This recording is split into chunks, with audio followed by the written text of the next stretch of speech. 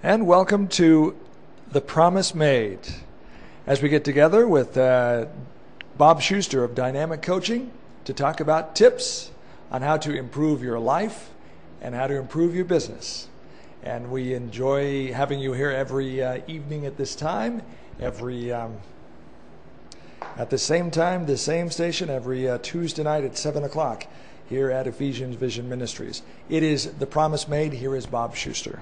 Thank you, David. Thank you very much. Want to remind you this evening, since you're already on your computers, you can see us. You're welcome to call in and ask us a question or make a suggestion, tell us a story, whatever might be on your mind, whether it's a business question or if it's personal. I want to assure you, though, this is not Ann Landers, so you will not be getting advice to the lovelorn. This evening, you can call in Bend, in Central Oregon. The number is 541-323-2882. Again, that's 323-2882. You call in, and I got a phone here, and hopefully it'll ring, and I'll be able to hear you. Now, this evening, my major focus is going to be on talking about business, how you can reap the rewards that you were promised. But remember, your Maker, your Supreme Being, didn't expect us to sit on our duff. He expected us to learn and to move forward, to grasp as much wisdom and knowledge as we could from wherever, and then put it into practice. Now, I've been in business for 45 years. I say that, maybe it's 50. I'm 72 years old, and I want to assure you that I have been probably every place you have ever been, whether that's on your face or up to the higher heights of what they call in business success. And personally, I've had challenges like so many other people in the world today. There are personal challenges. I've been there too. I understand. So there's probably no place that you have been that I haven't been.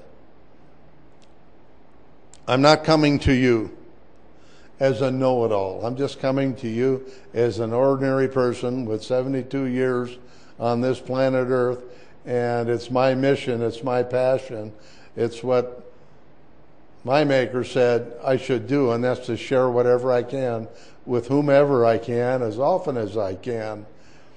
So tonight I'm going to talk about, and I'm going to focus on, really, the 5 keys to a successful business. Before I get into the nuts and bolts about building a business, I want to take a moment and do a little, what they call personal development, personal growth type of conversation. No matter what you're doing, and most people, and realize if you're having a struggle with your job, with your relationship, you're no different than anybody else. Studies have been done recently by the Gallup Foundation that found that 70% of the people that have jobs today, and not everybody does, but 70% of those who are employed really hate their employer. They would gladly do something else if they could figure out what it was that they should do. So many people are trying so many different things today to change the way things are, especially financially. And the finances weigh on relationships. There's probably no greater weight on a personal relationship, a marriage, a partnership, than finances. No different in business.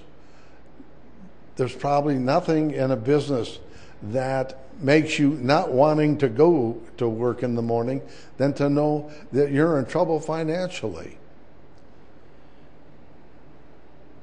But the most important thing, whether it's a relationship or it's in business, the most important thing to keep in mind, and most of us don't do this throughout our whole life, we don't take the time to say, what is it that I could do, that only I can do, and if I did it well, it would really make a big difference. Not only in my relationship, but in my business. What one thing could I do? Don't look to somebody else. Don't look to somebody else to do it. What could I do? I think one thing that escapes most people, I know it did me for years and years, decades, we get trapped in a job, or we select a profession, and we're there for however long, 10, 20, 30, 40 years, because it's the way we pay our mortgage, our car payment, our kids' college education. But if someone's to ask you, what is your real passion? What do you think is the reason you were put here on the earth? Now, I want to assure you, your folks, two assumptions here. One, that when your folks, now they may not have said this, but if you've ever heard your folks maybe teasing you and saying, hey, you were a total accident. We didn't have you in mind at all. Be sure that if they weren't kidding, they didn't know the real truth.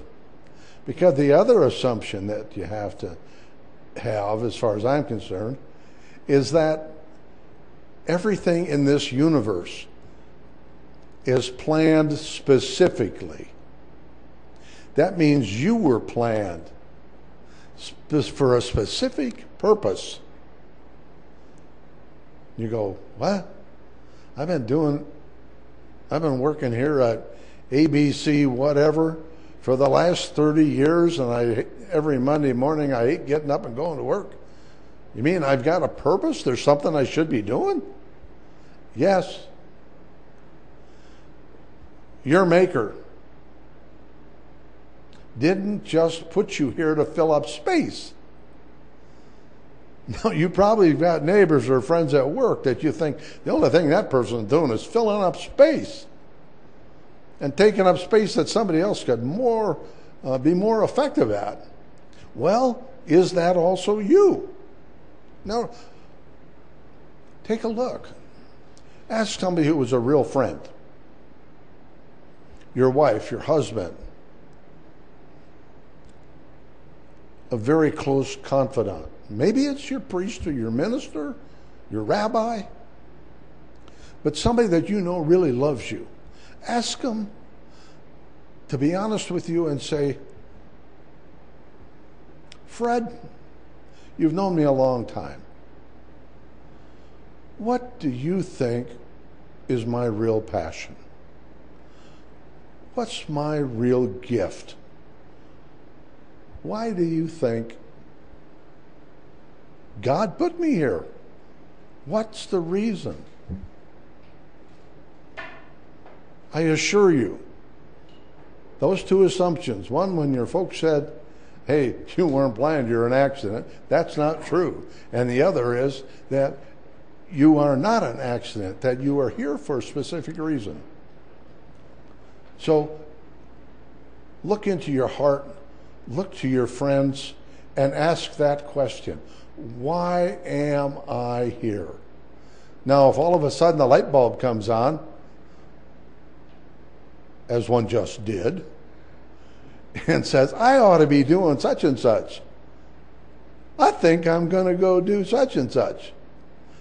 Let me advise you, don't quit your day job.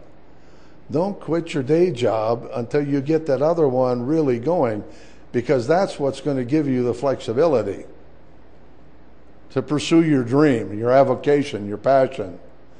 If all of a sudden you decided to quit your day job and go after your dream, let me tell you, your dream still has to pay the mortgage and the car payment and bring in groceries, and it won't be a very happy day for your husband or your wife or your partner or your business partner, what have you, if you say, I quit. I'm going off and seeking my fortune. So keep your day job. But don't join the 95% of the people that end up at 65 dead broke, and their spirits are broke. And you already know that. I have a relative that's in an apartment complex for the people that still can take care of themselves. I've met a few of those folks coming through the lobby, and they'll be sitting there, and do you think that there's any smiles on their faces? They're complaining. They spend all day complaining, and they complain about each other. I walked into this relative's apartment, and I don't know if I was tapping on the floor a little bit with my foot or on the table, but I went, shh, don't do that. I'll have 12 neighbors calling and complaining. They complain when you walk in and walk out. Well, that's not what God had in mind, but that's where most people end up. Please look for your passion. And if you decide that I think I'll take on, so many people jump into maybe a get-rich-quick scheme. It looks great. They tell you that, hey, you work a couple hours a day, and in fact, you could sit at your table, your kitchen table, in your underwear or your pajamas, and make $100 million a day. Be careful. If it sounds too good to be true, it probably is. And the people that make the most amount of money telling you about those good deals are the people that are telling you about the good deals. And if you join one of these, excuse me, multi-level companies, some are very good, like, I don't know them all, but some are good, very good, like Avon or Tupperware or whatever, but there are some out there that I assure you, I've been there, done that, I know. I assure you that the ones that make the most amount of money are the ones that are signing you up and that are getting you to come to their seminars, their great annual get-together whoop-de-doos, and it's going to cost you $1,500 a piece to get there, and then you're going to spend another $600 or $700 on a credit card they'll gladly give you and sign you up for so that you can buy some more books and CDs while you're there. I had a lady that I was coaching who had gotten into, I think it was a cosmetic company or something. And it was totally out of her personality. Totally out of her personality, but she was hurting, she was desperate, and she thought, well, I'll try this. And, I mean, this lady's house was coming close to foreclosure. She had lost her job. But she couldn't get together the next week, and I said, well, why? And she said, well, I'm going to the national conference in Las Vegas, which was going to cost her another $1,000. Because you got to sell a lot of lipstick, make $1,000. But when she got there, they had a special. You could buy this upgraded package of lipstick or whatever, and it was only going to cost you another $1,500.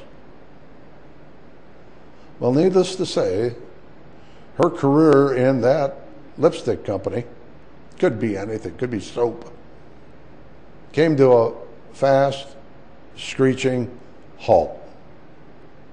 She'd spent about $3,000, and you know how long it was going to take to sell enough lipstick or Tupperware or whatever. I mean, if it's not in your talent zone, don't do it.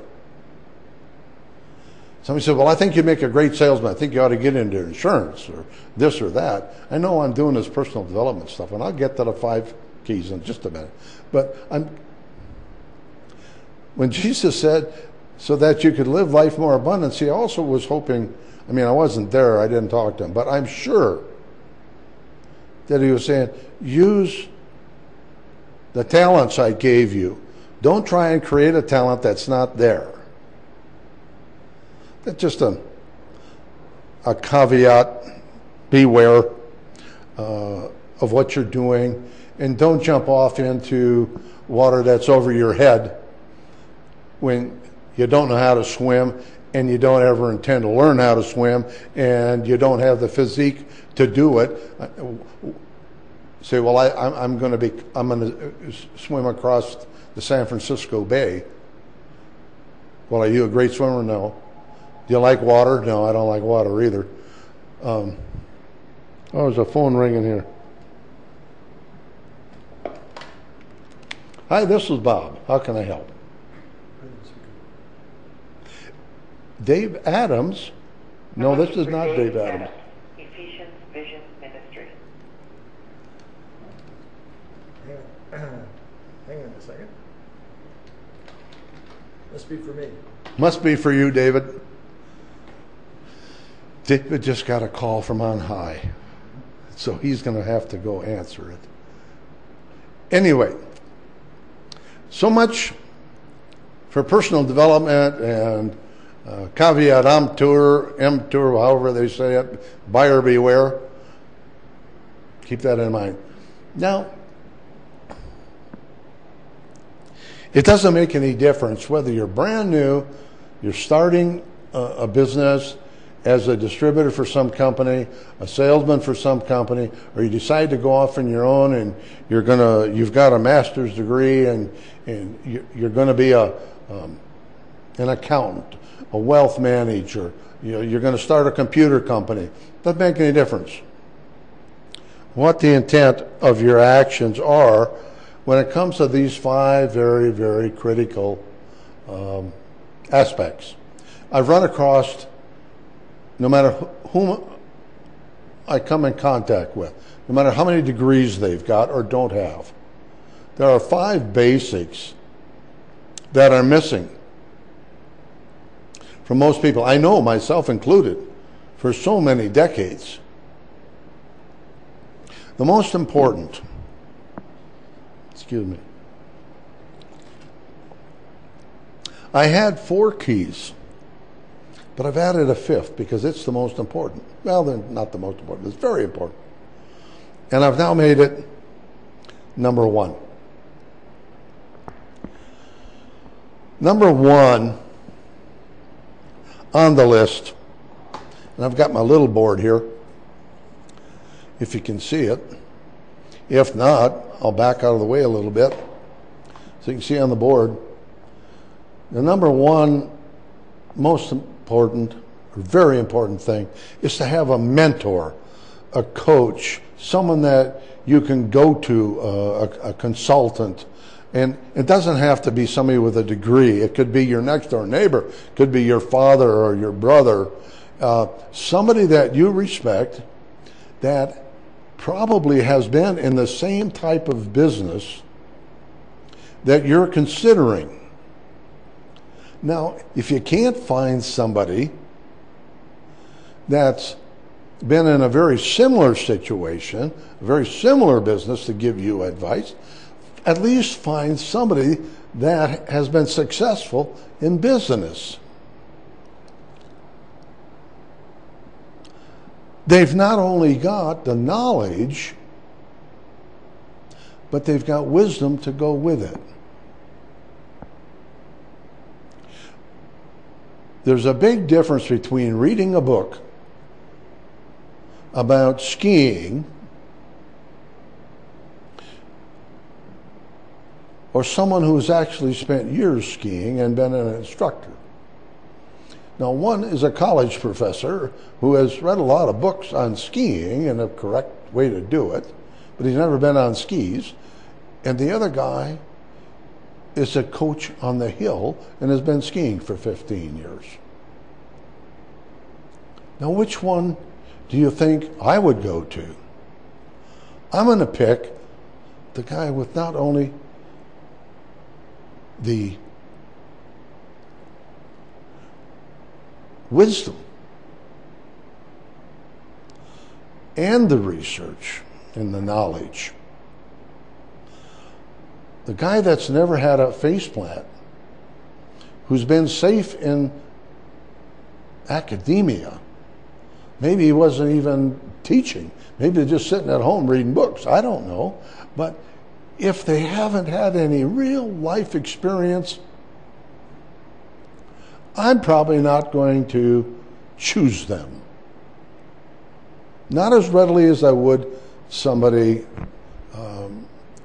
who's actually been out on the ski slopes like I have. I had to give it up because of my knees 15 years ago, but I know what a faceplant is. I know what it is to fall forward. You know, John Maxwell wrote a book. A lot of books have been written on failure. I don't use the word. I don't like the word failure. I don't think you fail. You can go to my blog, which is Smart Business Advice. Well, it's actually blog.smartbusinessadvice.co. And I'm writing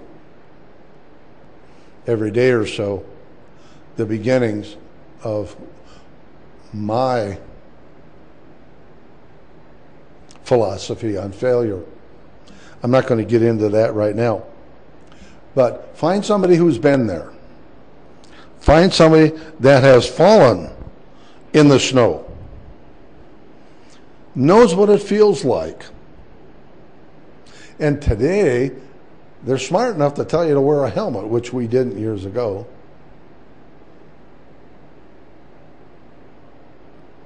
And fallen in the snow, actually fallen in the snow himself, gotten snow on their face, knows what it's like to be embarrassed laying in the middle of the hill. Well, you got some 10-year-old kids swishing past you, blowing snow at you. Yeah, it's happened more often than I can remember. But you had the faceplant, you got up. And you continued down the hill. You want somebody like that. Somebody who's got some scars. I remember falling more than once and getting a faceplant and then heading toward the first aid station, get a stitch or two because my glasses would get into my nose. And your nose really, well, you know, bleeds like a son of a gun. But anyway, get a stitch or two and back up on the chair and away you go. Find somebody that's been there, that not only has the knowledge, but has the wisdom. I never had a mentor. I never had a mentor. So many people don't have mentors. And that's probably the most critical thing missing for most people when they start a business, is someone that's at their right elbow, that they can go talk to, that they can get advice. You don't have to make all the mistakes yourself. Somebody has blazed a trail before you and can help you. Okay? So find a good mentor. Critical.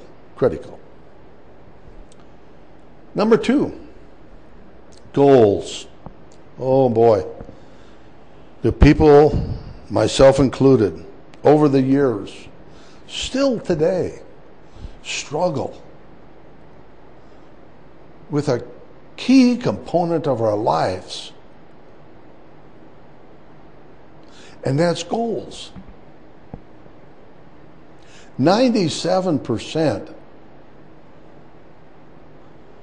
of the adult population in the United States do not have what's necessary for success. They don't have, not only don't they have goals, but the most important thing is they have to be written down. The goals must be written. Boy, have I struggled with that over the years. I have struggled and struggled and struggled. Because it's difficult if you've grown up in a family that never had any, never talked about it, and the primary theme was survival, not thrival, you never think about goals. And you sure don't get around to writing them down. Because it was just a matter of get from this month's powdered milk to next month's powdered milk and powdered potatoes. Okay. But goals. Now people say, well, write your goals down. I know I was taught about goals back in 1968. I'm that old. I'm 72. And they used to teach us a very simple, and it'll work for some folks, but it's not adequate. And that was, if you want something, write it on a 3x5 card and put it in your pocket or your purse and look at it a lot. You know, house in Hawaii, $1 million in the bank, the best husband or wife in the world. You know, if you just look at it a lot, all of a sudden it'll happen. It's just like all the books that are being written about the law of attraction. And I've got the book, I've got the movie, I've got the CD. I think it's called The Secret. I don't know. One of those. But they talk about law of attraction. And now a lot of people are coming out with the missing link to the law of attraction. And missing link to a bad law of attraction. And they make $1 million telling you that, well, I'm sorry I was in the video, but we left something out. In fact, I left something out on the last thing that I told you that we left something out on. Anyway, goals. And you can't, and it's not going to happen. People will write these educators, motivational speakers, and say, well, the law of attraction is not working. I can't get it to work for me. I don't have the BMW and the $1 million yet and the best husband in the world yet. Well, the law of attraction isn't going to work just by itself. I'm sorry to tell you. The law of attraction does work. You know, it's even in the Bible. Words similar to, you know, what you think about is what you get. You know, your life on the outside is pretty much about the life on your inside. You know, how many people have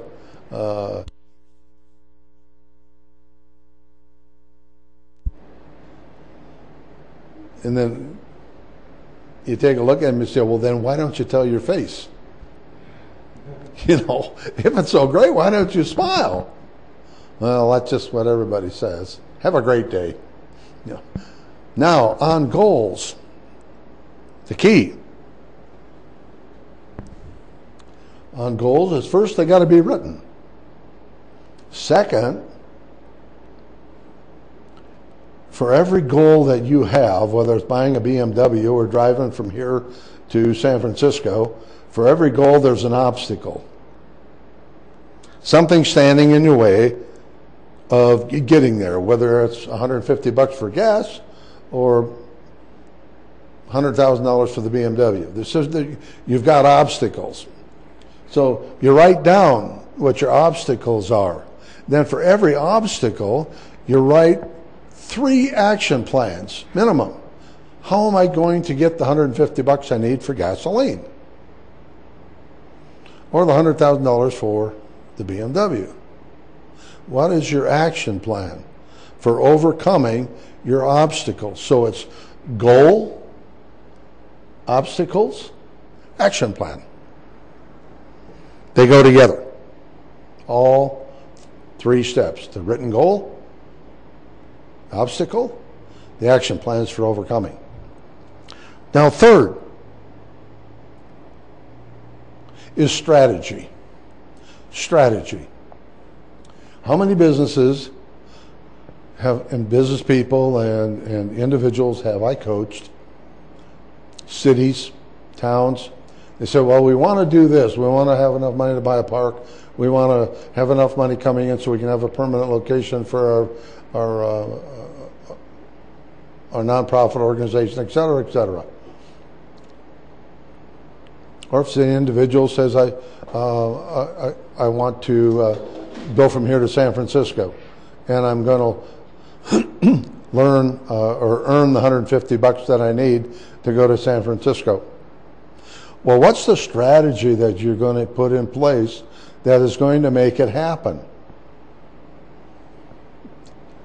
If you just let circumstances determine your future, then you're out of control. Somebody else is controlling your life.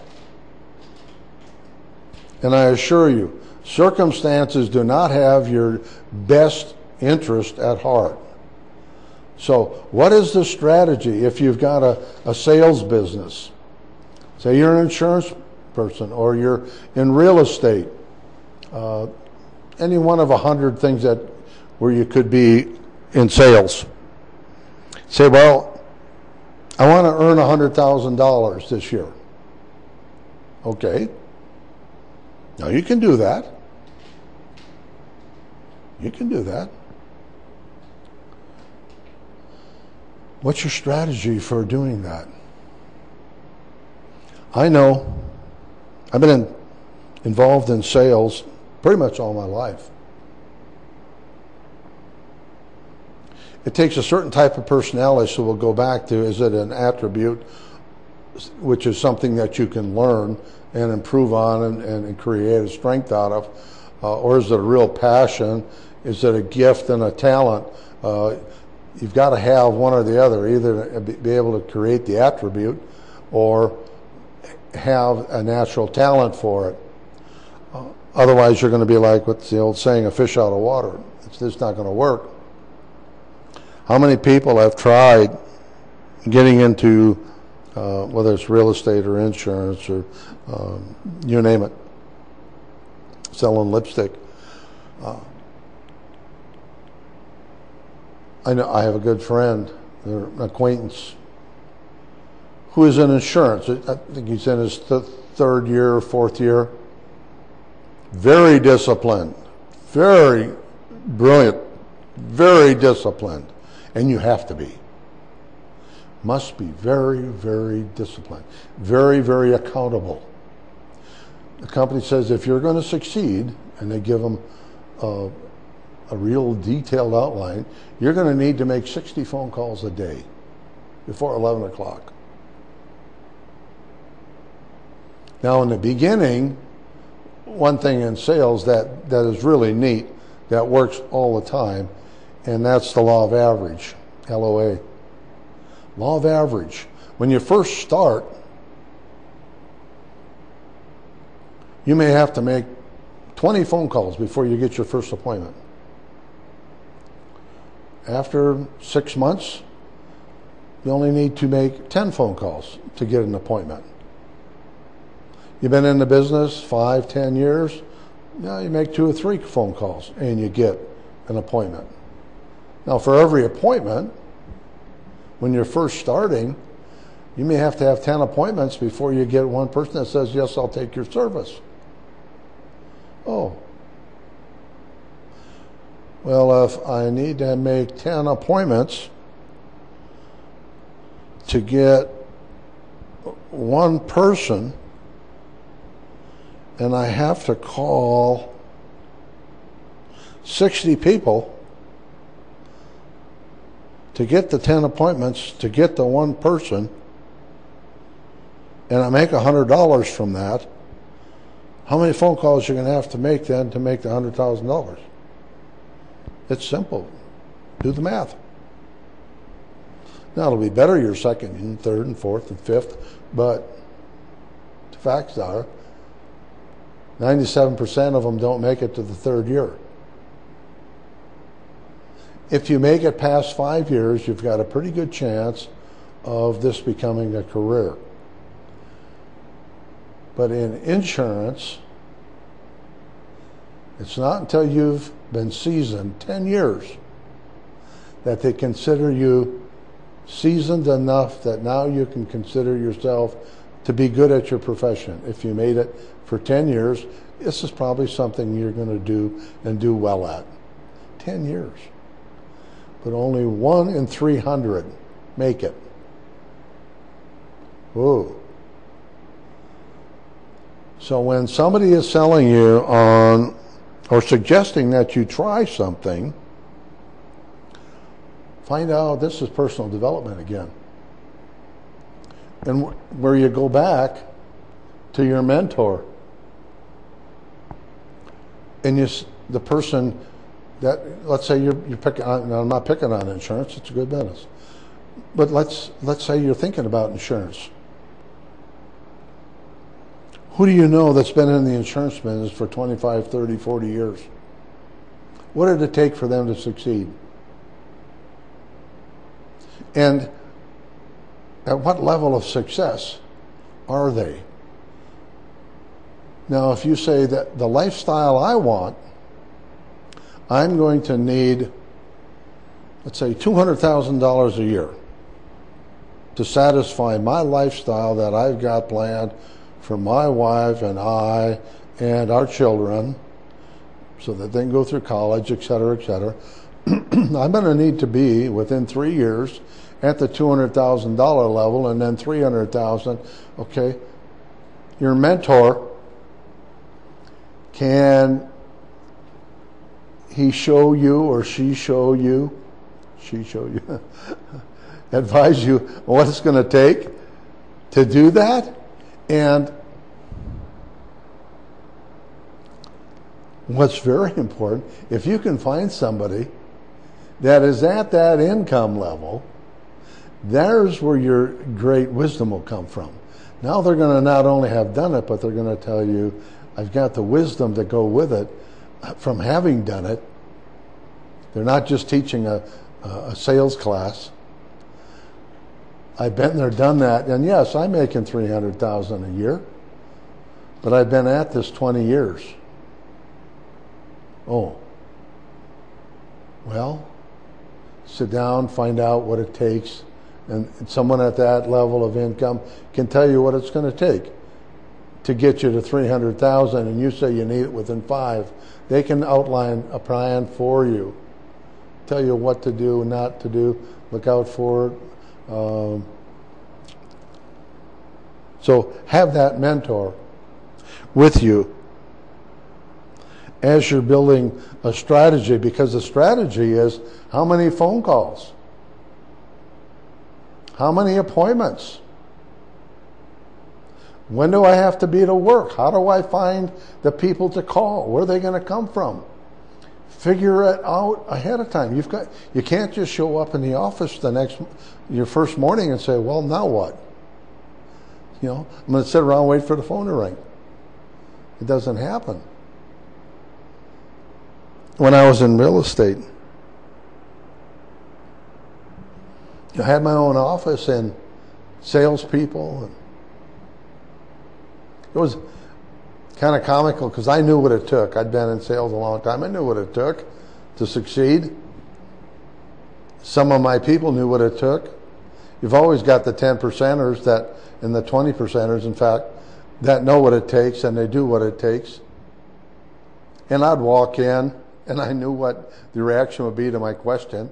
And let's say Roger, he was my favorite. My favorite example of how not to be.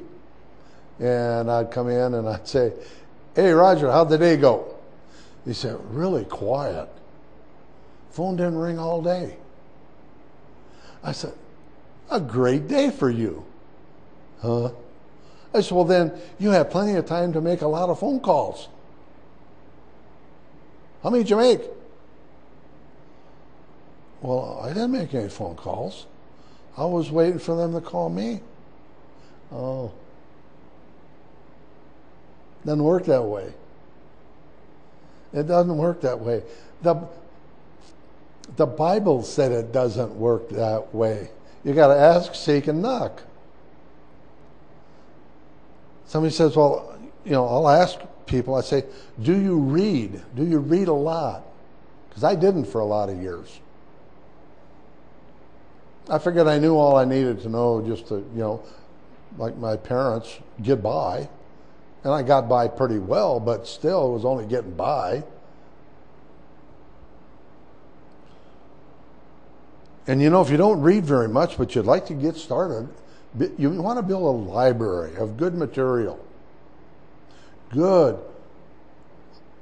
uplifting, invigorating, challenging material. My wife filled up, there were 2 boxes sitting on the second floor landing last night, and they were full of books. Now, she had mentioned something about this a couple of times over the last few months, and I said, "What are the books in the box?" She says, "I went through our library and I got rid of every negative book. Any book that had a bad vibe." And you can buy them. I'm not picking on Bill O'Reilly, but John Strassel. They all write books on how bad things are, or did you know this, or did you know that, or did whether it was about Clinton or Bush or whomever, an expose, blah blah blah. Well, you start reading it and you say, well. And the only reason you bought the book is because they think the way you do. Okay, so when you read the book, they're preaching to the choir. You already know all that stuff, or at least you got an opinion about it. And you say, and we had scattered throughout the library all kinds of these books. And my wife said, they got to go. So she's taking them to the used bookstore. Maybe she'll get a nickel or a dime a piece. That's a whole lot better just to get them out. So if you got anything in your life, whether it's a book or a person or your self-talk, that's not beneficial to where you're going, doesn't excite you, doesn't enthuse you, get rid of it. If it's negative, get rid of it. You say, well, I don't have a very big library. Well, I'll tell you what. I didn't either a few years ago. But here on the desk, you probably can't see it. It's Dave's. It's his Bible. Now, there's a good way to start your library. There's 64 books here. You start off with 64 books in your library and build from there. Now, that's a good foundation. Yeah. So, what is your strategy for getting to where you want to go? Whether it's the phone calls, change the environment that you're in, get rid of going and having coffee with this circle of friends that are always negative. What's your strategy for success? What are you going to do? Now, if you own a business, boy, did I goof up here for years. I had a real estate business. I mentioned that. Every weekend and I was down near Oregon City, Oregon. All the other real estate companies had ads in the Oregonian on the weekend. So what did I do? I ran ads on the weekend in the Oregonian. I don't know, thousands and thousands and thousands of dollars. And when I would look, a good businessman says, well, you got to analyze what's happening with your business. And so I had a board, production board, that I'd put up for the month. And I went out to the production board and I'd say, yeah, Robin's got a couple deals, Mike's got a couple deals, Tom, Todd, yeah, we're doing okay this month.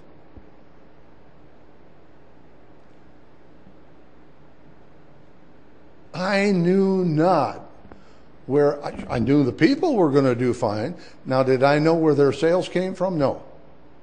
I never in 25 years knew whether the Oregonian ever brought a customer or not. But I threw thousands a month at them. And the Homes and Land and Lands and Homes and you name them, never once did I know which one of those ads were working. And I am was no different than 95% of all the rest of the businesses. They don't know. if they did, they could sure save a lot of money. And what you want to do in your analysis, you want to know exactly when you put your strategy in motion. You say, well, I'm going to run ads in this, whether it's, and nowadays it's not, I'm not picking on print, everybody knows. It's not in print media anymore. But if you're going to use print media, you say, well, I can in that particular medium, that'll work. I'm going to use the internet. I'm going to use somebody's website, whatever. However you're going to go about creating the business you need that will follow your strategy, you need to know which one of those are working well. Let's say you pick 3. Which one of the 3 are doing what? And there's probably one out of the 3 that isn't doing diddly. Get rid of diddly. And you've got one that's really doing pretty doggone good. Then take that money from diddly and give it to the pretty doggone good one. That's what you want to do. But only if you analyze. And you must analyze what you're doing every day. Businesses should know at least monthly what they're doing. Is it bringing them the results that they need? I never do. And I am like, or was like, so many other businesses. That's why. Statistics don't change. Earl Nightingale wrote a book in 1956, and the figures that he was using in 1956 are still holding true today. I was just reading it again last night, The Greatest Secret. And he was mentioning that 95% of the people were broke at age 65. Guess what? Same thing today. They're no different. Because we haven't been taught to think different. I don't care what high school or college you go to, you won't find one that talks about goals. Because most of the professors and teachers have never been. I'm going to tell it like it is. Most of them have never been in the real world. They've never had to meet a payroll. They've never had to pay for advertising. They've never had to have in the morning a specific plan of action. They don't know what it is like to be a business person. So again, you're going back to all of these. Number one, the mentor. Someone that's been there. I had a man many, many years ago. He said, if you're going to look for advice from someone, and someone is giving you, I don't care if they're talking about chocolate or peanuts or walnuts or money. And he said, especially if they're talking to you about money, if they're telling you how to make a lot of money, ask the man or the woman, how large a pile do they have? Not how large a pile do you have that you're willing to give to them, but how large a pile have they got, so they can really talk to you as it was and as it is and give you the straight scoop. Okay? Number 5, systematize. I have taught a lot of people, organizations,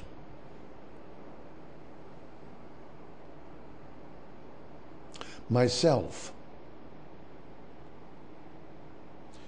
And it's like when you've got the analysis and you say, well, this Jim Rohn, I'll go back to Jim Rohn, my mentor.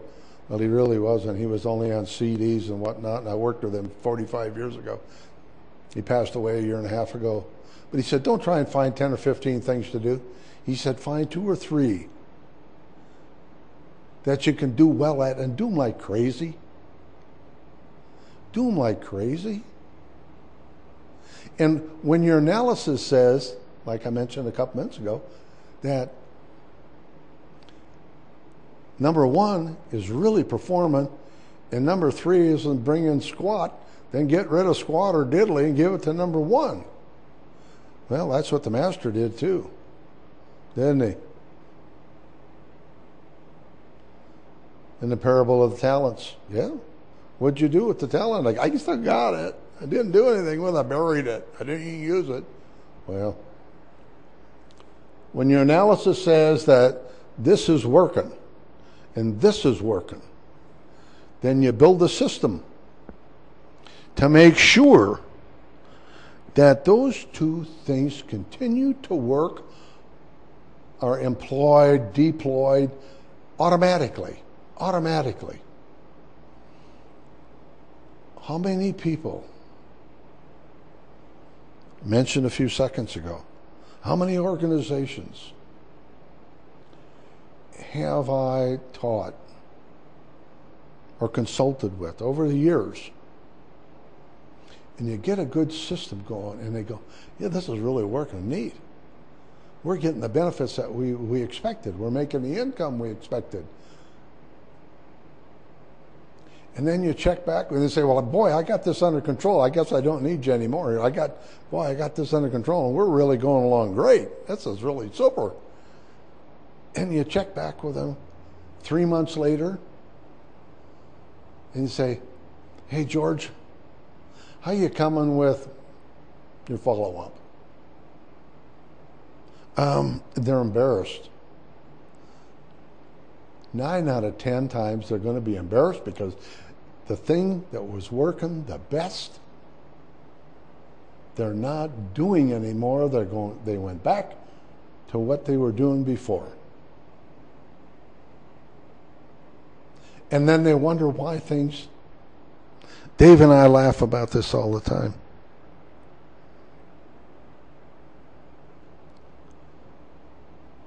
What's the definition of insanity?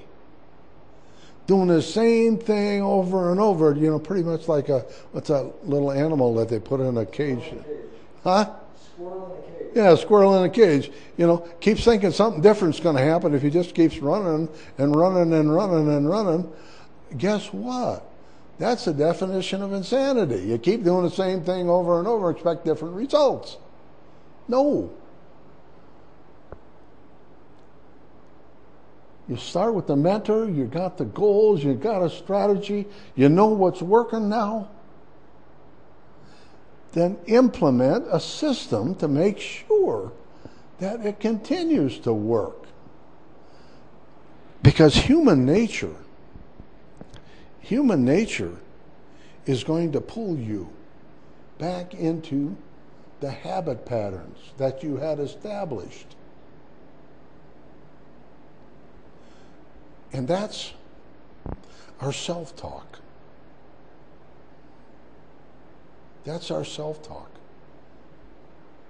Because someplace back there's a little voice back here that says, yeah, but you really don't deserve a lifestyle like that. Even though that's becoming possible, nah, you don't really deserve that. You're not up to that. You've been struggling and getting by now for 20, 30, 40 years. You've kind of got that under control. And this other, yeah, I know it's working great, and it could change everything. Just like in your personal relationship, maybe if you didn't respond the way you always respond, you wouldn't get the response you always get that makes you respond that way so that you get the response that way. Oh boy, I've been there. If it don't work, don't do it. Stop it. Your little voice up here, tell it to stop it. Say, I'm not going to do that. Now I know what it takes to succeed. I know I better go find me a mentor. I know I'm already down the road 2 or 3 months or 2 or 3 years or 15 years. So what? If you don't have the results you want, then start right there. Go find yourself a mentor. Build a team that's going to help you out. Write your goals down. Write them down. Build a strategy so that you know how you're going to get from here to there, which goes along with overcoming your obstacles and having an action plan for each of your goal action plans strategy. Then analyze. Today, businesses know that are succeeding. They know where their dollar is going, and if it isn't producing results, they pull it. There isn't any frivolous money out there just to be thrown against the wall. And let me assure you, you don't have frivolous time. When I was 30, I thought I had a lot of time. All of a sudden, I'm 72. Well, that was God's plan too. Now, that's not an excuse to wait till you're 72. You know, I was just a slow learner. He had to hit me in the head a lot. Big. Not 2x4s. He had to hit me with 4x8s. So, we know what we have to do. I've shown you, and this comes from not just education, but it comes from wisdom. I've been there. I'm there. There's no step that the good Lord ever let me miss that I can think of. He said, you're going to go through them all. And I'm glad I did. I thank God for the life I've got today. I'm learning today. I thank God for the relationships I'm building. Dave reached out his hand a couple of months ago and said, Bob, I think we could work together and build something really great. And I'm just a small part of what he's doing.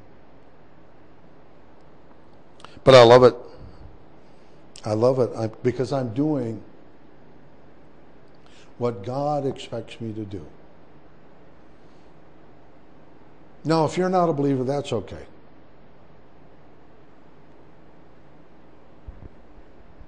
That's okay.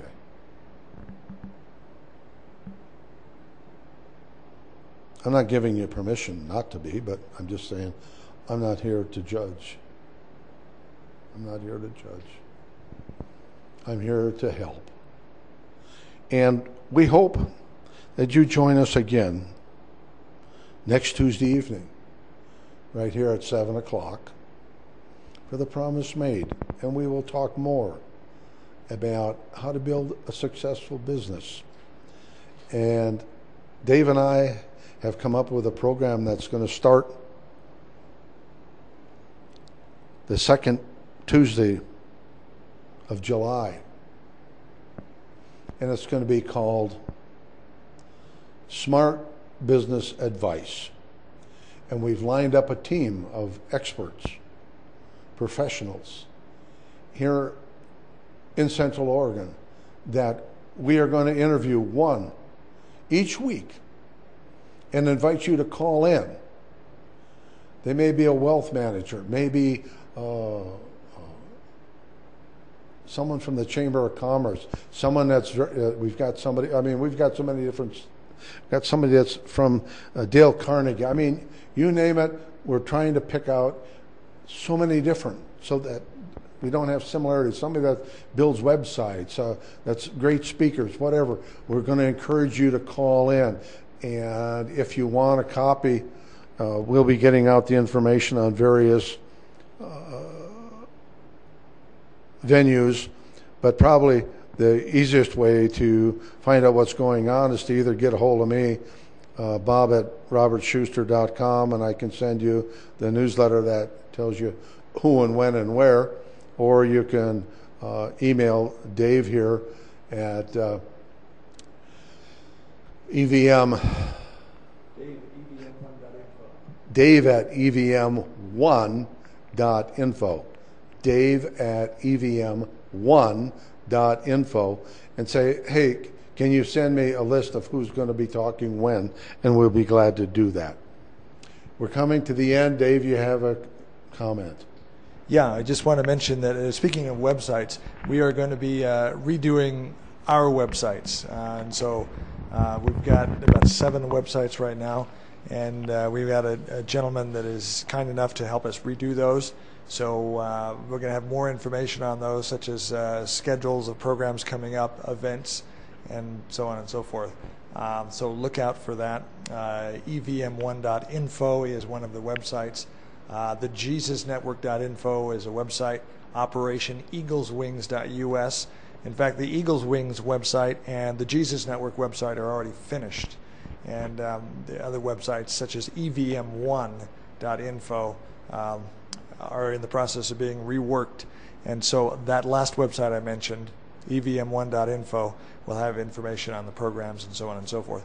But the others will as well. So there's a lot going on. Check our websites.